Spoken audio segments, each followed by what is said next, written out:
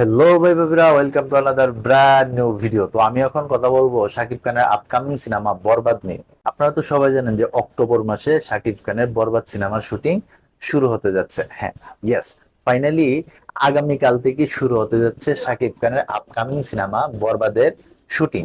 তো আপনারা তো সবাই জানেন যে বরবাদ সিনেমার বাজেট হচ্ছে 15 কোটি টাকা। ইয়েস, 15 কোটি টাকা বাজেটের সিনেমা এই মুহূর্তে আমাদের বাংলাদেশে হতে যাচ্ছে, যা এখন পর্যন্ত শাকিব খানের সিনেমার হাইয়েস্ট বাজেটের সিনেমা হচ্ছে এই বরবাদ। আপনারা জানেন যে তুফান কিন্তু হিউজ পরিমাণ একটা ব্যবসা করছে। তুফান সিনেমা হিউজ পরিমাণ একটা ব্যবসা করার পরে শাকিব খানকে নিয়ে যে প্রডিউসারদের এই ধরনের আগ্রহ থাকবে, এটা কিন্তু ভাবাই যায়। তো দেখুন, বাংলা একটা ইন্ডাস্ট্রিতে 15 কোটি টাকা বাজেটের একটা সিনেমা নির্মাণ হইতেছে। এটা কিন্তু সত্যি ইতিহাস হয়ে থাকার মতো একটা ঘটনা ঘটতে যেতেছে।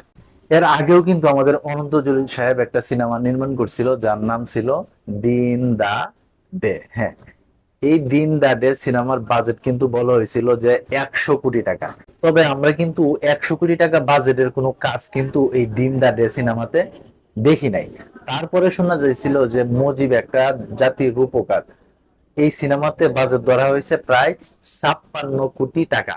কিন্তু ওইটার মাঝেও কিন্তু আমরা ওই 56 কোটি টাকা যে কোথায় যে ব্যয় করা হয়েছিল ওইটাও কিন্তু আমরা জানি না। তবে শাকিব খানের তুফান যেহেতু আপনার 8 থেকে 10 কোটি টাকার বাজেটের মধ্যে এরকম দারুণ একটা সিনেমা নির্মাণ করা হয়েছে, তবে ভাবাই যায় যে শাকিব খানের যে বরবাদ সিনেমা হতে যাইতেছে এটাও তুফান রে পিছনে যে ফেলবো এটা কিন্তু কনফার্ম। তবে দেখুন, সিনেমার বাজেট বেশি হইলে যে সিনেমা যে ভালো হইব এরকম কিন্তু কোনো কথা না। সিনেমা ভালো হইতে হইলে প্রথমে লাগতে হইব তার গল্প, তারপর লাগতে হইব কি কাস্টিং এ কে কে আছে। হ্যাঁ, এটা ঠিক যে শাকিব খানের সিনেমা মানে হিট, কিন্তু গল্প যদি ভালো যদি না হয়, একা শাকিব খান সিনেমাটা কত দূর টাইনা নিব তা আমি সঠিক জানি না। তো আগামীকাল থেকেই তো বলবো সিনেমার শুটিং শুরু। তো এই খবর শোনার পরে তোমরা যারা সাকিবিয়ান আছো তোমাদের কি মতামত অবশ্যই তোমরা কমেন্ট বক্সে জানাও।